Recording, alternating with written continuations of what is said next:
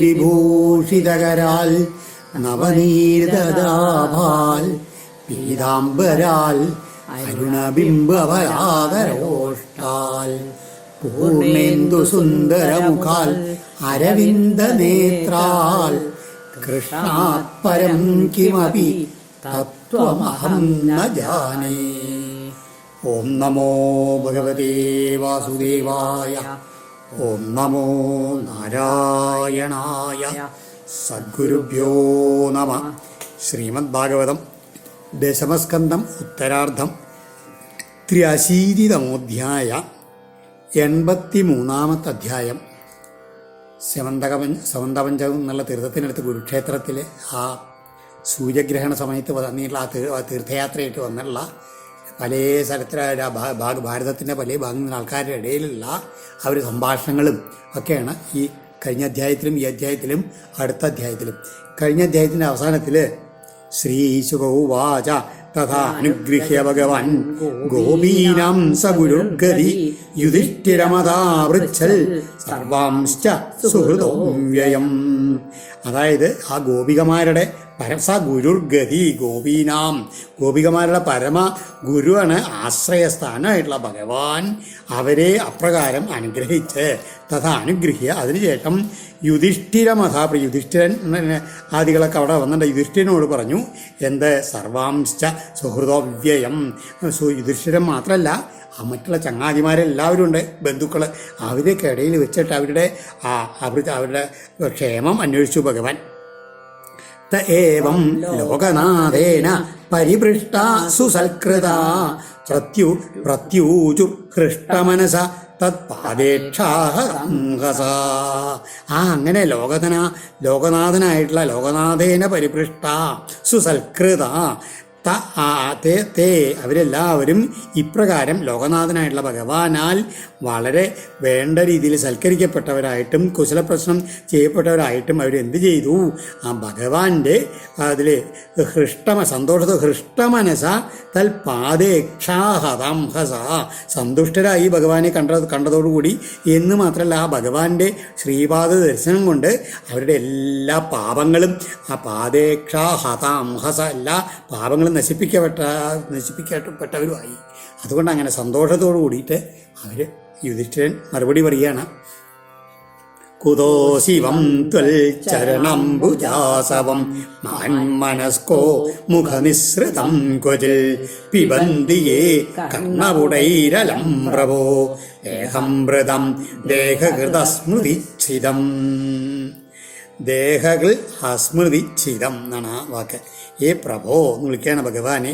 ദേഹംഭൃതാം, അതായത് ശരീരം ധരിച്ചുള്ള എല്ലാ ജീവജാലങ്ങളുടെയും ധരിച്ചവരുടെയും ദേഹകൃത അസ്മൃതിച്ഛിതം, അതായത് ഈ ശരീരം കൊണ്ട് ദേഹകൃത് എന്ന് പറഞ്ഞാൽ ശരീരം കൊണ്ടുള്ള ബന്ധം, ശരീരത്തിനെ ബന്ധിച്ചിട്ടുണ്ടായിട്ടുള്ള ഈ അജ്ഞാനത്തെ അസ്മൃതി ഛിതം അതിനെ ഛേദിക്കുന്നതും മഹാന്മാരുടെ മനസ്സിൽ നിന്ന് ഉണ്ടായിട്ട് മുഖനിസ്സനം അവരുടെ മുഖത്തിലൂടെ പുറത്തേക്ക് ഒഴുകുന്നതുമായ ത്വൽ ചരണാംബുജാസവം അങ്ങയുടെ പാദപത്മത്തിലെ ആ തൂമധുവിനെ ഏ കർണപുടൈ അലം പിബന്തി ആരെല്ലാമാണോ തങ്ങളുടെ ചെവികളാകുന്ന പാനപാത്രങ്ങളാൽ അലം എന്ന് പറഞ്ഞാൽ മതിയാവോളം പാനം ചെയ്യുന്നത് അവർക്ക് അശിവം കുത, അവർക്ക് അമംഗളങ്ങൾ ഉണ്ടാവുമോ ഭഗവാനെ എന്നാണ് യുധിഷ്ഠിരൻ ചോദിച്ചത്. അതായത് ഞങ്ങൾക്ക് യാതൊരു പരിഭ്രമവുമില്ല, അങ്ങയുടെ ഭക്തന്മാരായിട്ട് അങ്ങയുടെ കീർത്തിതീർത്ഥം, അങ്ങയുടെ കീർത്തിരസം അല്ലെങ്കിൽ മധു അത് ഞങ്ങളങ്ങനെ ചെവിയിൽ ആശ്രയിച്ചുകൊണ്ടിരിക്കുമ്പോൾ ഞങ്ങൾക്ക് യാതൊരു മായാബന്ധമൊന്നുമില്ല, ആനന്ദ നിർവൃതിയിലാണ് ഞങ്ങളെന്ന് പറയുകയാണ്. ഹിത്വാത്മധാമ വിദുതാത്മകൃതത്ര്യവസ്ഥമാനന്ദ സംപ്ലവം അഖണ്ഡമഖണ്ഡബോധം കാലോപസൃഷ്ട നിഗമാവന ആത്മയോഗ മയാകൃതിം പരമഹംസഗതിം നതാസ്മാ. അങ്ങനെയാണ് ആത്മധാമ വിദുത ആത്മകൃതത്ര്യവസ്ഥം. അങ്ങനെയാണ് ആത്മധാമ, അങ്ങനെ സ്വധാമത്തിലങ്ങനെ സ്വയം പ്രകാശിച്ചുകൊണ്ട് അങ്ങനെ ഇരിക്കുകയാണ് എന്ന് മാത്രമല്ല വിദുത ആത്മകൃതത്ര്യവസ്ഥാം, ഈ അങ്ങയാൽ തന്നെ സൃഷ്ടിപ്പിച്ചിട്ടുള്ള ആ 3 അവസ്ഥകളുണ്ടല്ലോ, അതായത് ജാഗ്രത, സ്വപ്നം, സുഷുപ്തി ഈ ഇതിനേക്കായിട്ടുള്ള ഇതൊക്കെ അവൻ അങ്ങാൽ സൃഷ്ടിപ്പിടിച്ചുള്ള ഈ ബുദ്ധികൃതങ്ങളായിട്ടുള്ള അവസ്ഥകളാണ്. അതിനെല്ലാം അതിനെല്ലാം സ്വയം പ്രകാശത്താൽ ദൂരീകരിക്കപ്പെട്ടുള്ള അവസ്ഥയിലാണ് അങ്ങനെ ഇരിക്കുന്നത്. അതുകൊണ്ട് തന്നെ ആനന്ദ സംപ്ലവം, ആനന്ദ പ്രവാഹത്തിൻ്റെ സ്വരൂപമാണ് അങ്ങ്. അകുണ്ഠബോധം, ഒരിക്കലും ഇടതടവില്ലാണ്ടുള്ള അങ്ങനെയാണ് അകുണ്ഠത ഒട്ടുമില്ലാത്ത ചിൽശക്തിയോട് കൂടിയിട്ടുള്ളവനാണ് അങ്ങ്. കാലോപസൃഷ്ട നിഗമാവനെ, ആ കാലമാകുന്ന കാലം കൊണ്ടുണ്ടായിട്ടുള്ള ഈ വേദങ്ങളുടെ സംരക്ഷണത്തിനായിട്ട്, അതിൻ്റെ ധർമ്മങ്ങളുടെ രക്ഷയ്ക്കായിട്ട് നിഗമാവനെ ആത്തയോഗമായാകൃതിയും, തൻ്റെ യോഗമായാൽ സ്വീകരിക്കപ്പെട്ടിട്ടുള്ള ഈ മായാസ്വരൂപം ധരിച്ചവനും, അതേസമയത്ത് തന്നെ പരമഹംസഗതിയും പരമഹംസപദവിയിലുള്ളവർക്ക് മാത്രം പ്രാപ്യസ്ഥനുമായിരിക്കുന്ന ഭഗവാനെ ത്വാഹി നദാസ്മ, അങ്ങേ ഞങ്ങളെല്ലാവരും നമിക്കുന്നു ഭഗവാനെ എന്ന് പറയുകയാണ്.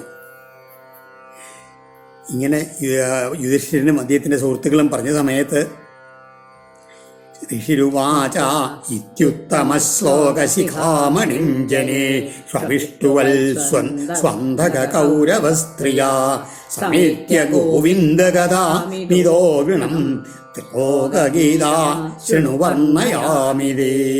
ശ്രീ സുബ്രഹ്മണ്യ പറയാണ്, അങ്ങനെ യുധിഷ്ഠിരാദികളും തങ്ങൾക്ക് ആ ശ്രീകൃഷ്ണ ദർശനം ലഭിച്ചതിൻ്റെ സാധ്യല്ലേ ഭാഗ്യം കൊണ്ട് അവർ ആ പൂർവ്വജന്മങ്ങളിൽ ചെയ്തിട്ടുള്ള അതില്ലേ പാപങ്ങളൊക്കെ തീർന്നു. ആ സുഹൃതം കൊണ്ടാണ് അങ്ങേ കാണാൻ പറ്റിയെന്നൊക്കെ വളരെ രീതിയിൽ, അതായത് പരമഹംസന്മാരായുള്ള യോഗിവര്യന്മാർക്ക് മാത്രമേ അങ്ങേ പ്രാപിക്കാൻ കഴിയൂ. അങ്ങനെയുള്ള അങ്ങയെ ഞങ്ങൾക്ക് കാണാൻ കഴിഞ്ഞില്ലേ, അതെങ്ങനെയാണ്? വെറും ആ ശ്രവണം കൊണ്ട് മാത്രം ഭാഗവതം അതിലെ പുരാണങ്ങൾ അല്ലെങ്കിൽ ശ്രേഷ്ഠന്മാരായിട്ടുള്ള മുഖത്ത് കൂടി വരുന്ന അങ്ങയുടെ മഹാത്മ്യം ശ്രവിച്ചുകൊണ്ട് മാത്രമാണ് ഞങ്ങൾക്ക് സാധ്യമായതെന്നൊക്കെ പറഞ്ഞ് അദ്ദേഹത്തിനെ സ്തുതിച്ച സമയത്താണ് അതിന് ശേഷം ശ്രീ സുബ്രഹ്മണ്യ പറയുകയാണ്, ഈ ഉത്തമ ശ്ലോക ശിഖാമണിയും, അതായത് പുണ്യകീർത്തി എഴുതുന്ന ആൾക്കാർക്ക് എഴുതുന്നവരുമുള്ള അവരിൽ ഏറ്റവും ശ്രേഷ്ഠനായിട്ട് അവർക്കെല്ലാം ചൂടാമണിയായിട്ട് പരിശോഭിക്കുന്ന ആ ഭഗവാനെ ജനങ്ങൾ ഇപ്രകാരം സ്തുതിച്ചുകൊണ്ടിരിക്കുന്ന സമയത്ത് മറ്റൊരു വേദിയിൽ, ഇതിവിടെ നടക്കുമ്പോൾ മറ്റൊരു വേദിയിൽ എന്താണ് സമയ അഭിഷുവൽ സ്വന്തക കൗരവസ്ത്രീയ, യാദവന്മാരിലും കൗരവരിലും പെട്ടുള്ള സ്ത്രീജനങ്ങളെല്ലാം അവിടെ അങ്ങനെ ഒന്നിച്ച് സമ്മേളിച്ചതിൻ്റെ വേറൊരു വേദിയിൽ അവരെല്ലാവരും സമേത്യ ഗോവിന്ദ കഥാമിതോ ഗൃണം, അവരങ്ങോട്ടും ഇങ്ങോട്ടും ശ്രീകൃഷ്ണ കഥകൾ അങ്ങനെ പറഞ്ഞ് മനസ്മരിച്ചുകൊണ്ടിരിക്കുകയാണ്. ആ കഥം, ആ വൃത്താന്തം അങ്ങേക്ക് ഞാൻ എന്താ ശൃണു വർണ്ണയാമി, ഇത് അവിടെ എന്താണ് അവരുടെ സംഭാഷണം എന്താണെന്ന് ഞാൻ അങ്ങേക്ക് പറഞ്ഞുതരാമെന്ന് പറഞ്ഞ് ശ്രീ ശിവബ്രഹ്മർഷി പരിചയത്തിനെ ആ ഭാഗത്തേക്ക് കൊണ്ടുപോവാണ്. അവിടെ ദ്രൗപദ്യുവാച ഹേ വൈദവ്യച്യുതോ ഭദ്രേ ഹേ ജാംബവതി കൗസലേ ഹേ സത്യഭാമേ കാളിന്ദി ശൈബ്യേ രോഹിണി ലക്ഷ്മണേ ഹേ കൃഷ്ണപത്ന്യ ഹേ തന്നോ ബ്രൂതവോ ഭഗവൻ സ്വയം ഉപയേമേ യഥാലോകം അനുകുർവൻ സ്വമായയാ. എന്താ അവിടെ സംഭാഷണം നടക്കണേ? ദ്രൗപദി പാണ്ഡവന്മാരുടെ പത്നിയായിട്ടുള്ള ദ്രൗപദി ഭഗവാന്റെ അഷ്ടമഹിഷികളായിട്ടുള്ള രുക്മിണി, ഭദ്ര, ജാംബവതി, സത്യ, അതായത് കോസലാചാരമുള്ള സത്യഭാമ, കാളിന്തി, മിത്രവിന്ദയ്ക്ക് ശൈബ്യ എന്നും പേരുണ്ട്, രോഹിണി, ലക്ഷ്മണൻ, അങ്ങനെ ഈ 8 പത്നിമാരെയും അഭിസംബോധന ചെയ്തുകൊണ്ട് ദ്രൗപദി ചോദിക്കുകയാണ് എങ്ങനെ എന്ന്. മാത്രമല്ല മറ്റുള്ള അതിൻ്റെ കൃഷ്ണപത്നിയ എന്ന് മറ്റുള്ള നരകാസുരൻ്റെ അതിൽ കാരാഗ്രഹത്തിൽ നിന്ന് മോചിപ്പിച്ചുള്ള ഭഗവാന്റെ മറ്റു പത്നിമാരുള്ള അവരെയും കൂടി സൂചിപ്പിച്ചിട്ടുണ്ട് ഈ കൃഷ്ണപത്നിയ എന്നുള്ള വാക്കിൽ. അവരെല്ലാവരോടും കൂടി ചോദിക്കുകയാണ് എന്താണ് ഭഗവാൻ എങ്ങനെയാണ് ആ ഷഡ്ഗുണ സമ്പൂർണനായിട്ടുള്ള ഭഗവാൻ യോഗമായി അവലംബിച്ച് വെറും ലൗകികൻ്റെ ആ ഒരു രീതി അനുസരിച്ച് ഭവതികളെ ഓരോരുത്തരെയും ഏതേത് പ്രകാരത്തിലാണ് വിവാഹം കഴിച്ചത് എന്ന് പറഞ്ഞു തരണേ എന്ന് പറയുകയാണ് ഭഗവാനോ ദ്രൗപദി ഈ കൃഷ്ണപത്നിമാരോട്. ഇവിടെ എങ്ങനെയാണ് ഐശ്വര്യാദി ഷഡ്ഗുണ സമ്പൂർണനായിട്ടുള്ള ഭഗവാൻ യോഗമായി ആശ്രയിച്ച് എങ്ങനെയാണ് ഭഗവതിമാരെ വിവാഹം കഴിച്ചതെന്നാണ്. പക്ഷേ ഇതിൽ ആ ഭഗവത് ലക്ഷണങ്ങളിൽ വൈരാഗ്യത്തിനാണ് ഇവിടെ കൂടുതൽ പ്രാധാന്യം കൊടുക്കണമെന്ന് മനസ്സിലാക്കണം. കാരണം ഭഗവാൻ ഇത്ര അധികം പത്നിമാരുണ്ടായിട്ടും അവരോടൊന്നും ഒരു ആസക്തി കാണിക്കണം. ആ ഭഗവാന്റെ വിരക്തത ഭാവമുണ്ടല്ലോ, അതിനാണ് ഇവിടെ കൂടുതൽ പ്രസക്തി. രുക്മിണ്യുവാച ചൈദ്യായമാർപ്പയിതുമുദ്യതകാർമുകേഷു രാജസ്വജേയ പടശേഖരിതാംഗ്രിരേണു നിന്നേ മൃഗേന്ദ്രൈവ ഭാഗമജാവിയൂതൽ തൽ ശ്രീനികേതചരണോസ്തു മമാർച്ചനായ. ദ്രൗപദിയുടെ ചോദ്യത്തിന് ആദ്യം രുക്മിണിയാണ് മറുപടി പറയണത്. എന്താണ്? ചേതി രാജാവായിട്ടുള്ള ശിശുപാലിന് വിവാഹം ചെയ്ത് കൊടുക്കാൻ വേണ്ടിയിട്ട് എങ്ങനെയാണ് എന്നെ തീരുമാനിച്ചിരുന്നു. അപ്പോൾ ജരാസന്ധാദികളായിട്ടുള്ള രാജാക്കന്മാർ വില്ലേന്തിയിട്ട് അങ്ങനെ നിൽക്കുന്ന സമയത്ത് ആട്ടിൻകൂട്ടത്തിൽ നിന്നൊരു സിംഹം തൻ്റെ പങ്ക് തട്ടിയെടുക്കുന്ന വിധത്തിൽ ആർക്കും ജയിക്കാനാത്ത ഭടന്മാരുടെ കിരീടങ്ങളൊക്കെ അലങ്കാരക്കപ്പെട്ടുള്ള തൻ്റെ എങ്ങനെയാണ് ശ്രീനികേ മൃഗേന്ദ്രൈവ ഭാഗമജാവിയൂഥാൽ, അതായത് ആട്ടിൻകൂട്ടത്തിൽ സിംഹം തൻ്റെ പങ്ക് തട്ടിയെടുക്കമായി എങ്ങനെ രാജസ്വജേയ പടശേഖരിത അങ്ക്രിരേണു, രാജാക്കന്മാരുടെ കിരീടങ്ങളൊക്കെ ഭഗവാന്റെ കാൽക്കൽ വീണ അങ്ങനെ അതിന് അലങ്കാരമായി തീരുകയെന്ന് പറയുന്നത്. അങ്ങനെയുള്ള പാദപാംസുക്കളോട് കൂടിയുള്ള ഭഗവാൻ എന്നെ കൊണ്ടുപോയി എന്ന് പറയുകയാണ്. ആ ഭഗവാൻ എന്താണ്? എൻ്റെ ആരാധനയ്ക്ക് ഉതകും. അതായത് എനിക്ക് ഒരേ ഒരു പ്രാർത്ഥനയുള്ളൂ, ആ ഭഗവാന്റെ ആ രേണുക്കളെ ആശ്രയിച്ച് ഭഗവാനെ പൂജിച്ചുകൊണ്ട് കഴിയുക, അത് മാത്രമേ എനിക്ക് ആഗ്രഹമുള്ളൂ എന്നാണ് രുക്മിണിയുടെ പ്രാർത്ഥന. ജാമ്പവത്യുവാച പ്രാജ്ഞായ ദേഹകൃതമും നിജനാഥദേവം സത്യഭാമോവാച യോമേ സനാഭിവത തപ്തഹൃദാ തദേന ലിപ്താഭിശാപം അവമാഷ്ടുമുപാജഹാര ജിത്വക്ഷരാജമത രത്നമദാത്സതേന ഭീത പിതാതിശതമാം പ്രഭവേ വിദത്തം. അടുത്തത് സത്യഭാമയാണ് പറയണത്. യ സനാഭിവത തപ്തഹൃദ മേ തതേ, അതായത് യാതൊരുത്തൻ തൻ്റെ സഹോദരവധത്താൽ തപിച്ച ഹൃദയത്തോടു കൂടിയ എൻ്റെ താതേന ലിപ്ത അഭിശാപം അപമാർട്ടും, അതായത് സത്രാജിത്ത്, എൻ്റെ അച്ഛനായ സത്രാജിത്തിനാൽ ഒരു ദുഷ്പേര് പറഞ്ഞു പരത്തി അതിനെ അപമാർഷ്ടം ഇല്ലാതാക്കാൻ വേണ്ടിയിട്ട് രക്ഷരാജം ജിത്വ, ജാമ്പവാനെ ജയിച്ചിട്ട് രത്നം ഉപാജഹാര, ആ സ്യമന്തക രത്നത്തെ ഉപാഹരിച്ച് കൊണ്ടുവന്നു. അതിൽ പിന്നെ ദാനം ചെയ്യുകയും ചെയ്തു, അദ്ദേഹത്തിന് തിരിച്ചു കൊടുക്കുകയും ചെയ്തു. ആ പിതാവ് തേന ഭീത, എൻ്റെ അച്ഛൻ അതുകൊണ്ട് പേടിച്ചിട്ട് ദത്താം അഭി മാം പ്രഭവേ ആദിക, എന്നെ വേറൊരാൾക്ക് വിവാഹം കഴിച്ച് കൊടുക്കാൻ തീരുമാനം നിശ്ചയിച്ചിട്ടുണ്ടായിരുന്നെങ്കിൽ കൂടിയിട്ട് മാം പ്രഭവേ ആദിശത, പ്രഭുവായിട്ടുള്ള ശ്രീകൃഷ്ണന് എന്നെ വിവാഹം കഴിച്ചു കൊടുത്തു. എന്തിനാണ്? ആ പേടികാരനാണ് എന്നെ വിവാഹം കഴിച്ചു കൊടുത്തതെന്ന് പറയുന്നത്. അവിടെ കുറച്ച് ആ പ്രഭുത്വം ഉണ്ട് സത്യഭാമയ്ക്ക് വലിയ എന്താണ് ധനികനായിട്ടുള്ള സത്രാജിത്തിൻ്റെ പത്നിയാണെന്നൊക്കെ. അപ്പോൾ ഇങ്ങനെ പ്രഭുവിന് എന്നെ വിവാഹം കഴിച്ച് കൊടുത്തു എന്നേ പറഞ്ഞുള്ളൂ. അവിടെ അദ്ദേഹത്തിൻ്റെ ദാസിയായിട്ട് കഴിയാണ് ഞാനോ ഒന്നും പറഞ്ഞില്ല. അപ്പോഴേക്കും ജാമ്പവത്തിയാണ്. ജാമ്പവത്യുവാച പ്രാജ്ഞായ ദേഹകൃതമും നിജനാഥ ദൈവം സീതാപതിം തൃണവഹന്യമുനാഭ്യയുധ്യൽ ജ്ഞാത്വാ പരീക്ഷിത ഉപാഹരതർപ്പണം മാം പാദോ പ്രഗൃഹ്യ മണിനാഹമമുഷ്യദാസി. മണിനാഹം അമുഷ്യദാസി, ഞാൻ അദ്ദേഹത്തിൻ്റെ ദാസിയാണ് എന്ന് പറയണേ ജാമ്പവതി.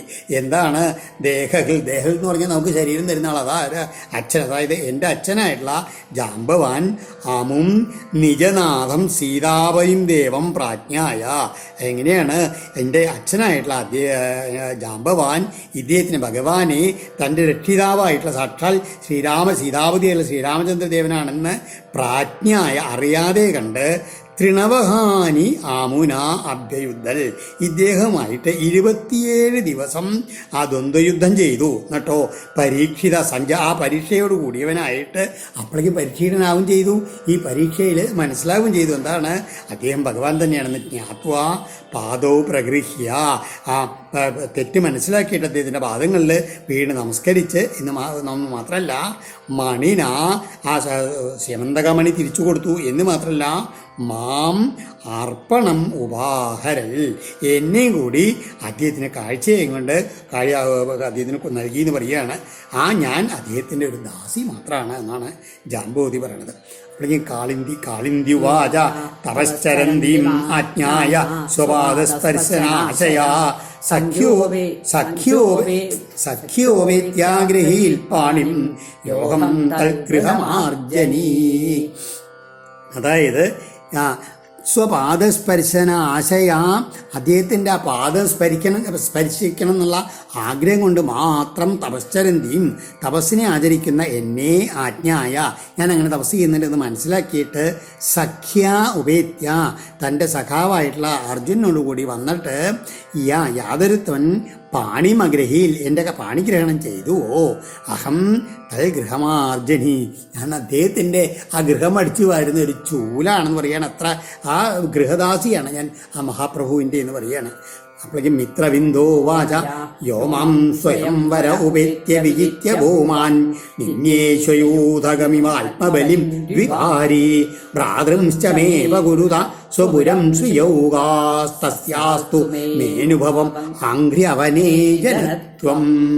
മിത്രവിന്ദ് എന്താ പറഞ്ഞ് ശ്രീയൗകായ, അതായത് ശ്രീനിവാസ ലക്ഷ്മി ഭഗവതിയുടെ ആസ്ഥാനം അതിലെ വാസസ്ഥാനമായിട്ടുള്ള ആ ഭഗവാൻ സ്വയംവരത്തിൽ ഉവേത്യ വന്നിട്ട് ഉഭൂവാൻ അവഗുരുത മേ ഭ്രാതൃൻ വിജിത്യ, രാജാക്കന്മാരെയും അവർക്ക് എന്നെ വിവാഹം കഴിക്കാണ്ട് അവരുടെ കൂടെ നിന്നിരുന്നുള്ള എൻ്റെ സഹോദരന്മാരെയും വിജിത്യ ജയിച്ചിട്ട് സ്വയൂഥകം ആത്മബലിം ദ്വിപാരീവ, വെറും ശ്വാക്കളുടെ സംഘത്തിൻ്റെ മധ്യത്തിൽ നിന്ന് തൻ്റെ ബലി സ്വഭാഗത്തെ ഒരു സിംഹം എന്ന പോലെ സ്വപുരം മാം നിന്നെ, അദ്ദേഹത്തിൻ്റെ ഗൃഹത്തിലേക്ക് എന്നെ വിവാഹം കഴിച്ചു കൊണ്ടുപോയി എന്ന് പറയുകയാണ്.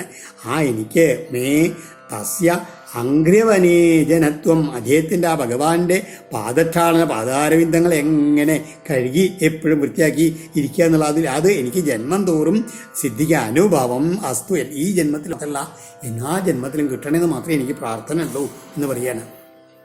സത്യോവാച സപ്തോക്ഷണോതി ബലവീര സുതീക്ഷ്ണ ശൃംഗാൻ പിത്രാകൃതാൻ ക്ഷിതിവീര പരീക്ഷണായ താൻ വീരദുർമദഹനസ്തരസാ നിഗൃഹ്യ ക്രീഡൻ ബബന്ധഃ യഥാശിശവോജതോകൻ. അതായത് ഇനി സത്യം എന്താ പറയുകയാണ്, തന്നെ ഇങ്ങനെ ഇത് ഭഗവാൻ വിവാഹം കഴിച്ചത് പറയുകയാണ്. ക്ഷിതിവീര്യ പരീക്ഷണായ, രാജാക്കന്മാരുടെ വീര്യത്തെ പരീക്ഷിക്കാൻ വേണ്ടിയിട്ട് എൻ്റെ അച്ഛനായിട്ടുള്ള പിത്രാകൃത, അച്ഛനായിട്ട് സമ്പാദിക്കപ്പെട്ടവയും അതിബലവീര്യ സുതീക്ഷ്ണ ശൃംഗാൻ, അത്യന്തം ബലം വീര്യം നല്ല മൂർച്ചയുള്ള കൊമ്പുകൾ ഇവയോട് കൂടിയതും വീരദുർമദഹന, വീരന്മാരുടെ അഹങ്കാരങ്ങളെ മുഴുവൻ ഹനിക്കുന്നവയുമായ താൻ സപ്ത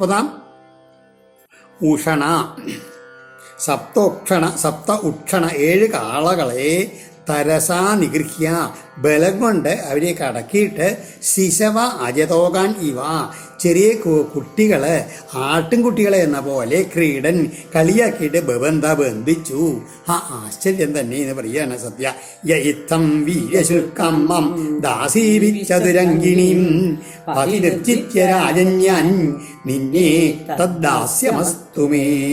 ഇത്തം ഇപ്രകാരം ഈ വീര്യശുൽക്കം നൽകിയിട്ട് അദ്ദേഹം എന്നെ വിവാഹം കഴിച്ചു. എന്നിട്ടോ ദാസീഭി ചതുരങ്കിണിയും മാം പതി, ആ ദാസിമാരോടും ചതുരംഗ സേനയോടും കൂടിയിട്ട് എന്നെ ദ്വാരകയിലേക്ക് കൊണ്ടുപോകുന്ന അദ്ദേഹത്തിനെ പതി രാജൻ ഞാൻ നിർജിത്യ, വഴിയിൽ ദുഷ്ടരാജാക്കന്മാരൊക്കെ എതിർത്ത് വന്നു, അവരെയൊക്കെ ഏറ്റവും ജയിച്ചിട്ട് നിന്നെ കൊണ്ടുവന്നുവോ. അങ്ങനെയുള്ള അദ്ദേഹത്തിൻ്റെ ദാസ്യം ദാസ്യം മേ അസ്തു, അദ്ദേഹത്തിൻ്റെ ദാസിയായിട്ട് കഴിയാൻ എനിക്ക് അനുഗ്രഹം ഉണ്ടാവണേ എന്ന് മാത്രമേ എനിക്ക് പ്രാർത്ഥന ഉള്ളൂ എന്ന് പറയുകയാണ്. അപ്പോഴേക്കും ഭദ്രോവാച പിതാമേ മാതുലേയായ സ്വയമാഹൂയ ദത്തവാൻ കൃഷ്ണേ കൃഷ്ണായ തച്ചിത്താം അക്ഷൗഹിന്യാസകീജനൈ.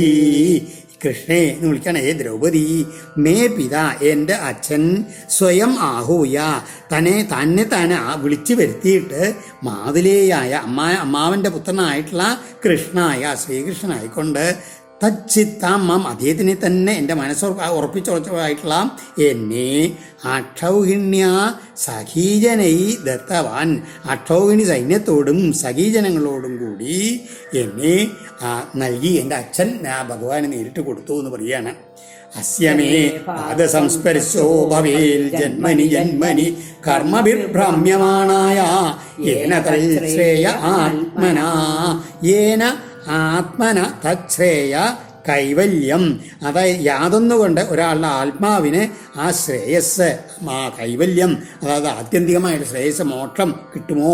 കർമ്മഭിഭ്രാമ്യമാ അതായത് കർമ്മങ്ങളാൽ ഭ്രമിക്കുന്ന എനിക്ക് ജന്മനി ജന്മനി ജന്മങ്ങൾ തോറും ഏത് ജന്മത്തിലും അസ്യ പാദസംസ്പർശ ഭവയിൽ ആ ഭഗവാന്റെ പാദസംസ്പർശം ഉണ്ടാവണമെന്ന് മാത്രമേ ഉള്ളൂ. അതുകൊണ്ട് എന്തുണ്ടാവും?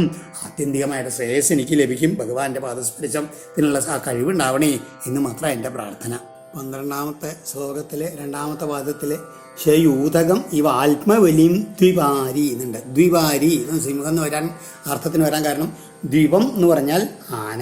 അപ്പോൾ ആനയുടെ ശത്രു സിംഹം, അതാണ് ദ്വിവാരി എന്ന് പറഞ്ഞാൽ സിംഹം. അതുമാതിരി അതിൽ തന്നെ ശ്രീയ ഊക എന്നുണ്ട്. അത് ശ്രീയ ഓക ശ്രീ ലക്ഷ്മി ഭഗവതിയുടെ വാസസ്ഥാനം, അതാണ് ശ്രീനിവാസൻ എന്നുള്ള അർത്ഥം അവിടെ വരാൻ കാരണം. അതിനുശേഷം ലക്ഷ്മണോ വാച മമാഭിരാജ്ഞ്യച്യുതജന്മകർമ്മ ശ്രുത്വാ മുഹുർ നാരദഗീതമാസഃ ചിത്തം മുകുന്ദേ കില പത്മഹസ്തയാവൃത സുസംസ്മൃശ്യ വിഹായ ലോകൻ. ഹേ രാജ്ഞി വിളിക്കുകയാണ് ദ്രൗപദിയെ. മുഹു വിഹായ ലോകവാൻ എന്നുണ്ട് കേട്ടോ. അതായത് ഹേ രാജ്ഞി മുഹു നാരദഗീതം അച്യുതജന്മ കർമ്മ ശ്രുത്വ, അതായത് അനവധി തവണ ശ്രീനാരദ മഹർഷിയൊക്കെ ഗാനം ചെയ്യുന്നുള്ള ഭഗവാന്റെ ജന്മത്തെയും കർമ്മത്തെയൊക്കെ പറ്റി കേട്ടിട്ട് പത്മഹസ്തയാ മൃത ആ സാക്ഷാൽ ലക്ഷ്മി ഭഗവതിയാൽ വരിക്കപ്പെട്ടവനാകുന്നുവെങ്കിലും സുസംരസ്യ നന്നായി ആലോചിച്ചിട്ട് ലോകാൻ വിഹായ സാധാരണക്കാരെ ഉപേക്ഷിച്ചിട്ട് മമാപി എൻ്റെയും ചിത്തം മുകുന്ദേ ആസാഹ എൻ്റെ മനസ്സും അല്ല സാക്ഷാൽ ലക്ഷ്മി ഭഗവതി പോലും വരിച്ചിട്ടുള്ള ആ ഭഗവാന്റെ ഇതിൽ എൻ്റെ ചിത്തം ഭഗവാനെ വരിച്ചു എന്ന് പറയുകയാണ്. അവരും സാധാരണ മറ്റു രാജാക്കന്മാരെയൊക്കെ ഉപേക്ഷിച്ചിട്ട് ജ്ഞാത്വാ മമ മതം സാധ്വി പിതാദുഹിതൃവത്സല ബൃഹത്സേനൈരിഖ്യാത തത്രോപായമതീകരൽ. സേ സാധ്വി ദ്രൗപദിയെ വിളിക്കുകയാണ്. ബൃഹത്സേന ഇരിക്കാത്ത ബൃഹത്സേനൻ എന്ന പേരുള്ള എൻ്റെ അച്ഛൻ എങ്ങനെയാണ് ദുഹിതൃവത്സല എന്നെ വലിയ ഇഷ്ടമായിട്ടുള്ള അച്ഛൻ മമ മതം ജ്ഞാത്ത എൻ്റെ ഈ അഭിപ്രായം അറിഞ്ഞിട്ട് തത്ര ഉപായം അജീകരൽ അതിനുള്ള ഒരു മാർഗത്തെ ചിന്തിച്ചു എന്ന് പറയാൻ എന്താണ് എന്നിട്ട് നിശ്ചയിച്ചു. ഒരു എന്താണ് യഥാ സ്വയംവരേ രാജ്ഞി മത്സ്യ പാർത്ഥേപ്സയാകൃതം അയം തു ബഹിരാച്ഛന്നോ ദൃശ്യത്തെ യഥാ സ്വയംവരേ രാജ്ഞി മത്സ്യ പാർത്ഥേപ്സയാകൃത അയം തു ബഹിരാച്ഛന്നോ ദൃശ്യതേ സജലേ പരം. അങ്ങനെയുണ്ട്. ദൃശ്യത എന്നാണ് ഗോപാലൻ നാരയിൽ ദൃശ്യേത എന്നാണ്, അതിന് കാണപ്പെടും എന്നാണ് അർത്ഥം കൊടുത്തത്. ദൃശ്യത എന്ന് പറഞ്ഞാൽ കാണുന്നു എന്നുള്ള രീതിയിൽ. അപ്പോൾ ഏതാ ശരി നിശ്ചയില്ല, രണ്ട് പാഠഭേദങ്ങളെന്ന് വിചാരിച്ചാൽ മതി. അതാ പറയണ രാജ്ഞി ആ ഭവതിയുടെ സ്വയംവരത്തിൽ തവ സ്വയംവരെ പാർത്ഥേപ്സയ അർജുനനെ വരനായി കിട്ടുന്ന ഇച്ഛ കൊണ്ട് മത്സ്യ യഥാകൃത മത്സ്യം ഒരു ലക്ഷ്യം ആയിട്ട് എങ്ങനെ കൽപ്പിക്കപ്പെട്ടുവോ സ ബഹി ആച്ഛൻ അത് പുറത്ത് മറക്കപ്പെട്ടത് ആയിരുന്നു എന്ന് പറയുകയാണ്.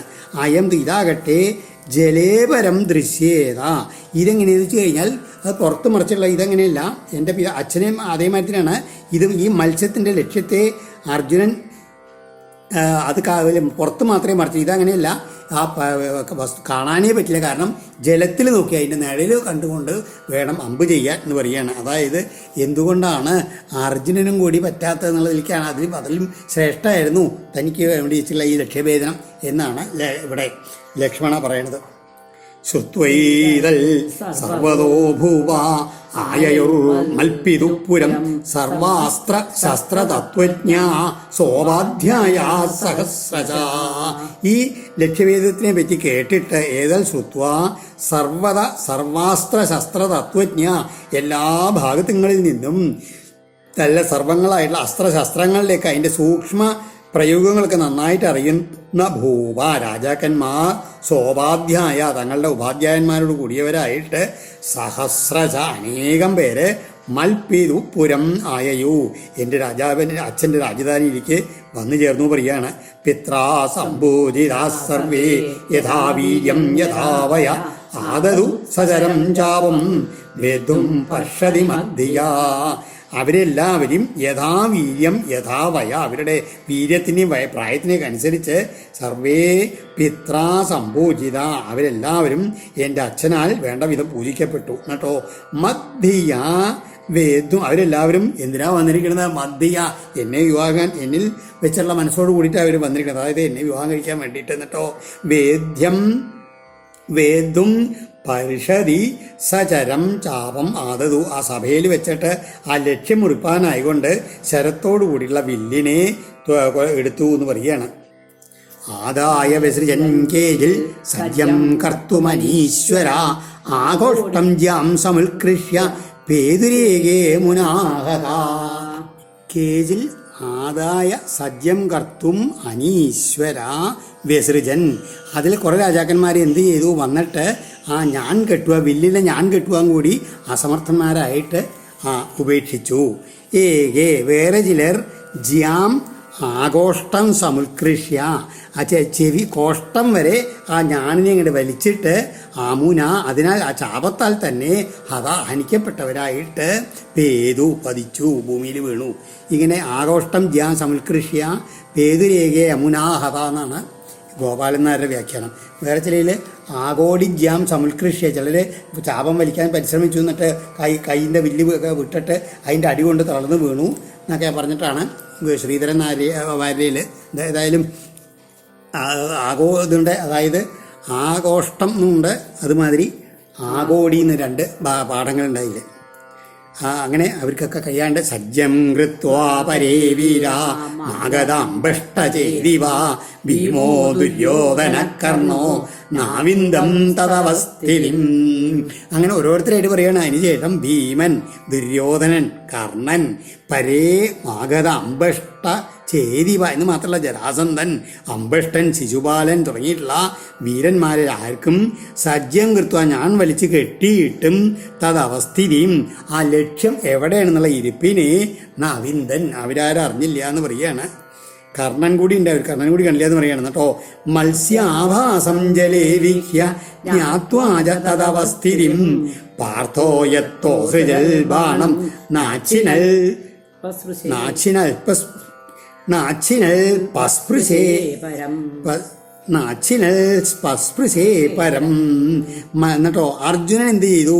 മത്സ്യാഭാസം ജലേ വീഹ്യ, മത്സ്യത്തിൻ്റെ ആ നിഴല് വെള്ളത്തിൽ കണ്ടിട്ട് തത് അവസ്ഥിതിയും എവിടെയാണ് യഥാർത്ഥത്തിൽ മനസ്സിലാക്കിയ അർജുനൻ എവിടെയാണ് യഥാർത്ഥത്തിലെ വേദമുള്ളതെന്ന് മനസ്സിലാക്കിയിട്ട് ജ്ഞാത്വാഭി പാർത്ഥ അർജുനൻ യത്നത്തോടു കൂടിയവനായിട്ട് ബാണം അസൃജൽ വേണ്ട രീതിയിൽ അമ്പൊക്കെ വിട്ടു. പക്ഷെ അച്ചിനൽ ലക്ഷ്യത്തിനെ ഭേദിച്ചില്ല. പരം പസ്പൃശേനൊന്നും ഇങ്ങനെ തൊട്ടു എന്ന് മാത്രമേ ഉള്ളൂ, എന്നെ ഭേദിക്കാൻ പറ്റില്ല. അതായത് അർജുനൻ കൂടി പരാജയപ്പെട്ടു. അപ്പോൾ പിന്നെ പാഞ്ചാലിക്ക് ഇനിയിപ്പോൾ പരിഭ്രമം അതിൽ എങ്ങനെയാണ് ഇവരാരും വിവാഹം കഴിക്കേണ്ട ഭഗവാൻ വിവാഹം കഴിക്കുന്നുള്ളതിന് മനസ്സിലായല്ലോ. അപ്പോൾ ഏതായാലും അതാണ് രാജന്യേഷു നിവൃത്തേഷു ഭഗ്നമാനേഷു മാനിഷു ഭഗവാൻ തനുരാധായ സജ്ജം കൃത്വാധൈലയാ.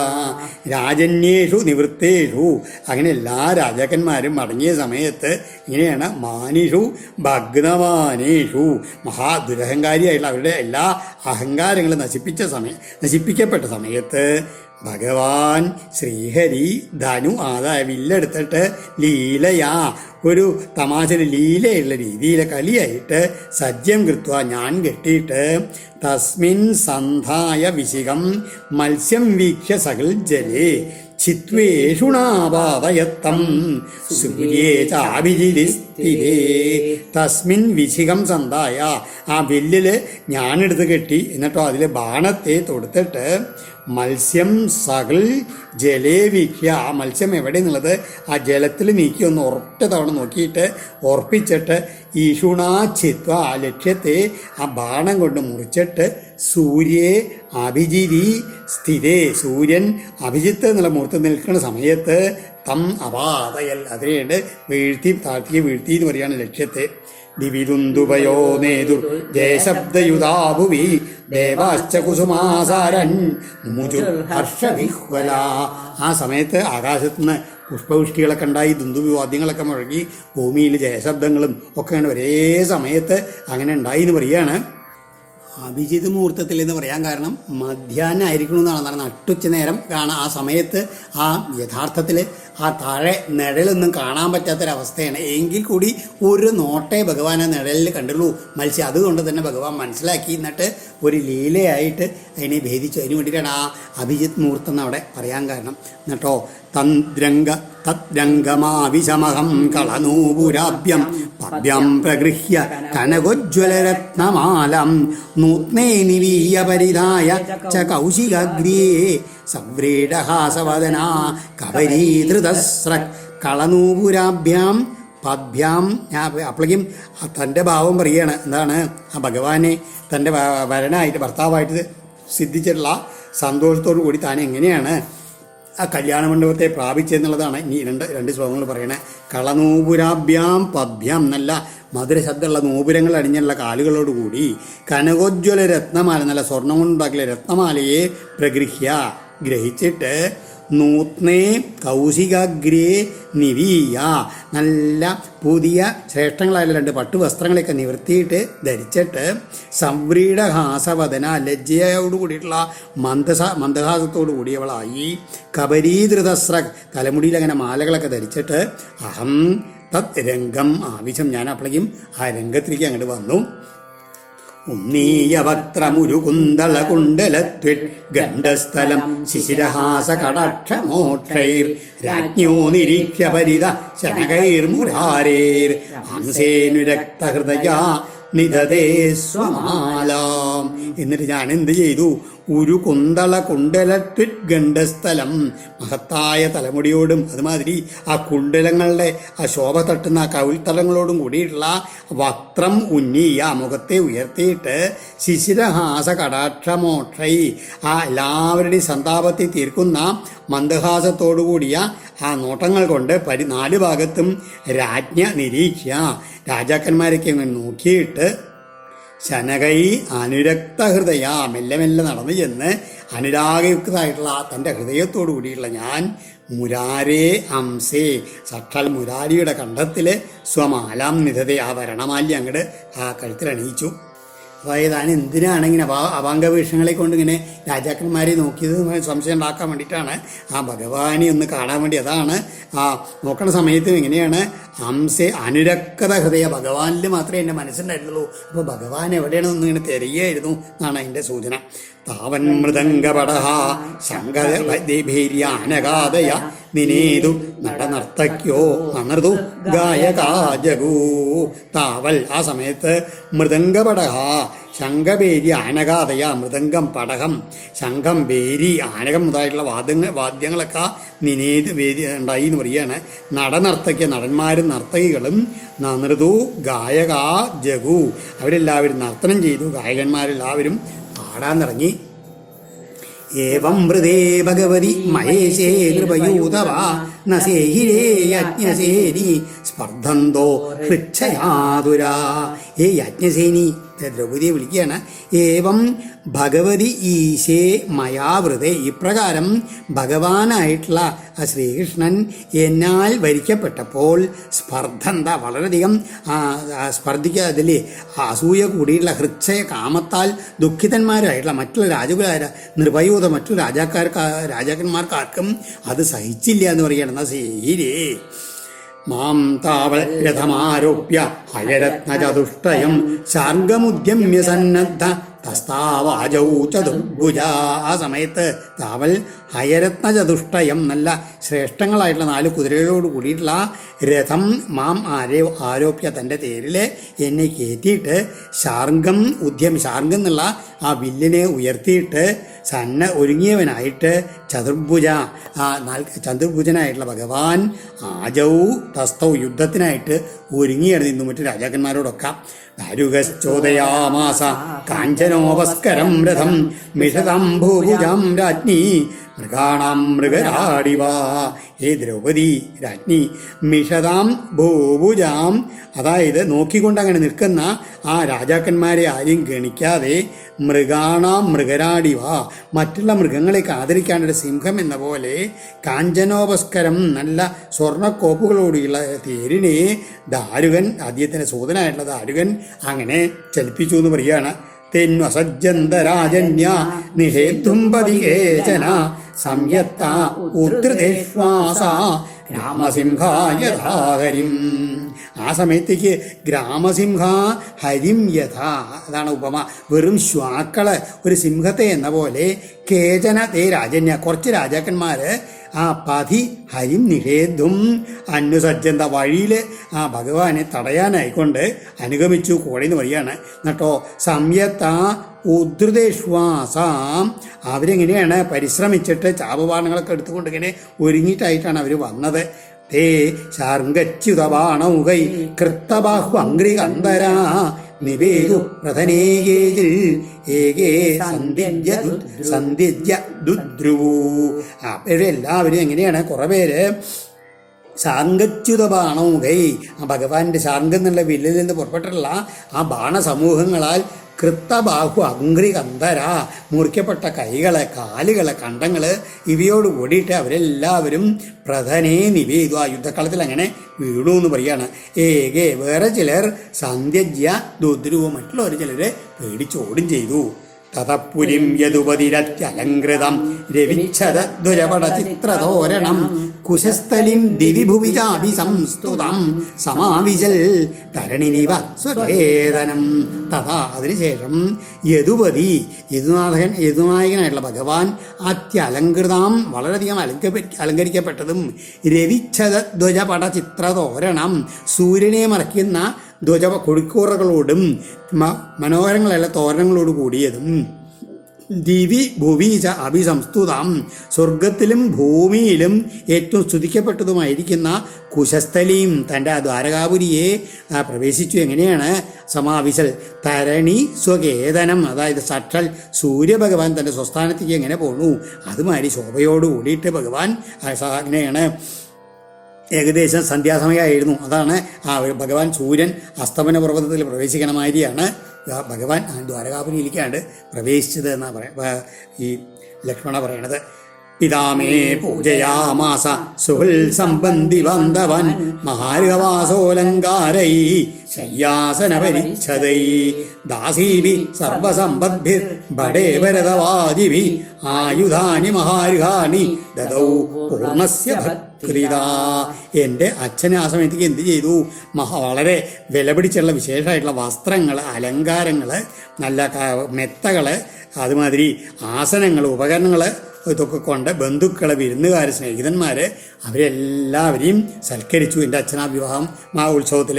പിന്നെയോ ആന, തേര്, കുതിര, കാലാൾ, ഇങ്ങനെ 4 വിധത്തിലുള്ള സൈന്യങ്ങൾ, അവർക്ക് ശ്രേഷ്ഠങ്ങളായിട്ടുള്ള ആയുധങ്ങൾ, മഹാർഹാണി ആയുധാനി ദദൗ, പിന്നെയോ അനവധി ദാസിമാർ എല്ലാവരെയും എൻ്റെ അച്ഛൻ ആ ഭഗവാന് ഭക്തിപൂർവ്വം നൽകിയത് പറയുകയാണ്. കാരണം എന്താ? അതായത് പൂർണ്ണസ്യ ദദൗ പൂർണ്ണസ്യ ഭക്തി, അതായത് ഭഗവാന് ഇതിന് യാതൊരു ആവശ്യമില്ല എങ്കിൽ കൂടി തൻ്റെ ഭക്തിയെ കാണിക്കാൻ വേണ്ടിയിട്ട് ആ ഭക്തി അദ്ദേഹത്തിന് ഭഗവാന് കൊടുത്തു എന്നൊക്കെ പറയുകയാണ്. എന്നിട്ടോ ആത്മാരാമസ്യ തസ്യേമ മയം വൈ ഗൃഹദാസിക സർവസംഗ നിവൃത്യാർത്ഥ തപസാ ച ബഭൂവിമാ. സർവസംഗ നിവൃത്യ തപസാ ച, അതായത് മറ്റുള്ള എല്ലാ സംഘത്തിൽ നിന്നും നിവർത്തിച്ചതുകൊണ്ടും തപസ്സുകൊണ്ടും ഇമാവയം ഈ ഞങ്ങൾ ആത്മാരാമസ്യ തസ്യ, ആത്മാരാമനായിട്ടുള്ള അദ്ദേഹത്തിൻ്റെ ഗൃഹദാസിക ബഹൂവിവ. ഞങ്ങൾ മറ്റെല്ലാ സംഘങ്ങളും തിരിച്ച് അദ്ദേഹത്തിനെ തന്നെ ആരാധിച്ചുകൊണ്ട് തപസ് ചെയ്തുകൊണ്ട് മാത്രമാണ് ഞങ്ങളെല്ലാവരും ആത്മാരാമനായിട്ടുള്ള അദ്ദേഹത്തിൻ്റെ ഗൃഹദാസികളായിട്ട് തീർന്നത് എന്ന് പറയുകയാണ്. മഹിഷ്യ ഊചു ഭൗമം നിഹത്യ സഗണം യുദിതേന രുദ്ധ ജ്ഞാത്വാതമ ജിതരാജകന്യ നിർമുച്യ സംസൃതി വിമോക്ഷമനുസ്മരന്തി പദാംബുജം പരിണിനായ യാപ്തകാമ. അപ്പോഴേക്കും മറ്റെല്ലാ പത്നിമാരും കൂടിയിട്ട് തങ്ങളെ എങ്ങനെ ഭഗവാൻ വിവാഹം കഴിച്ചെന്ന് പറയാണ്. ക്ഷിതിജയേ ജിതരാജകന്യ, അതായത് ദിഗ്വിജയത്തിൽ ജയിക്കപ്പെട്ട രാജകന്യകമാരെയും തേന രുദ്ധ, അവനാൽ ബന്ധിക്കപ്പെട്ടവരായും സംസൃതി വിമോക്ഷം, സംസാരത്തിൽ നിന്ന് മോചിപ്പിക്കുന്നതായ പാദാംബുജം അനുസ്മരന്തി, അതായത് അവനെ വധിച്ചിട്ട് എല്ലാവരുടെയും പ്രപഞ്ചത്തിലെ എല്ലാവരുടെയും എങ്ങനെയാണ് ഈ പാപങ്ങളെ നശിപ്പിക്കും, എങ്ങനെയാണ് അദ്ദേഹത്തിൻ്റെ പാദപത്മങ്ങളെ സ്മരിച്ചു എന്ന് വെച്ച് കഴിഞ്ഞാൽ അങ്ങനെയുള്ള ആ ഭഗവാൻ എന്ത് ചെയ്തു? ജ്ഞാത്വ, ഞങ്ങളെല്ലാവരെയും ഈ നരകാസുരൻ കാരാഗ്രഹത്തിൽ വെച്ചിരിക്കുകയാണെന്നും ഞങ്ങളെല്ലാവരും അദ്ദേഹത്തിൻ്റെ പാദസ്പർശം മാത്രം കണ്ടിച്ചിരിക്കുന്നതാണെന്നും മനസ്സിലാക്കിയിട്ടുള്ള അദ്ദേഹം ജ്ഞാത്വ യുതി ഭൗമം സഗണം നിഹത്യ, യുദ്ധത്തിൽ ആ നരകാസുരനെ കൂട്ടത്തോടെ നിഹനിച്ചിട്ട് ആപ്തകാമ, സകല കാമങ്ങളെയും സാധിച്ചിരിക്കുന്ന ആ ഭഗവാൻ നിർമുച്യ, വിടുവിച്ച, ഞങ്ങളെല്ലാവരെയും മോചിപ്പിച്ചിട്ട് പരിണിനായ, ഞങ്ങളെല്ലാവരെയും ഒന്നിച്ച് വിവാഹം കഴിച്ചു എന്ന് പറയുകയാണ്. അതാണ് ആപ്തകാമനാണ് ഭഗവാൻ, ആത്മാരാമനാണ്. ഇങ്ങനെയുള്ള ഭഗവാൻ എന്ത് ചെയ്തു? ഞങ്ങളുടെ ആ പ്രാർത്ഥന മാത്രം മനസ്സിലാക്കിക്കൊണ്ട്, അതായത് ഈ സംസാര സങ്കടത്തെ തീർത്ത് രക്ഷിക്കുന്ന ആ ഭഗവത് പാദപത്മ ഞങ്ങൾ നിരന്തരം സ്മരിച്ചു ഇരിക്കണമെന്ന് മനസ്സിലാക്കിയുള്ള ഭഗവാൻ തൻ്റെ ഭക്തകളാണ് അവരെന്നുള്ള ഭാവത്തിൽ ആ നരകാസുരനെ ജയിച്ചിട്ട് അവനെ വധിച്ചിട്ട് ഞങ്ങളെല്ലാവരെയും ആ കാരാഗ്രഹത്തിൽ നിന്ന് പുറത്താക്കി കൊണ്ടുവന്നിട്ട് ഞങ്ങളെല്ലാവരെയും വിവാഹം കഴിച്ചു എന്ന് പറയുകയാണ്. നവയം സാധ്വി സാമ്രാജ്യം സ്വരാജ്യം ഭൗജ്യമപ്യുത വൈരാജ്യം പാരമേഷ്ട്യം ച ആനന്ദ്യം വാ ഹരേ പദം. ഹേ സാധ്വി, ഇതെല്ലാ പത്നിമാരോടുകൂടി പറയണം. അതാണ് മഹിഷി ഊജു. അതായത് ഞങ്ങൾക്ക് ഒന്നും വേണ്ട. എന്താണ്? വയം സാമ്രാജ്യം, ഞങ്ങൾക്ക് ചക്രവർത്തി സ്ഥാനം വേണ്ട.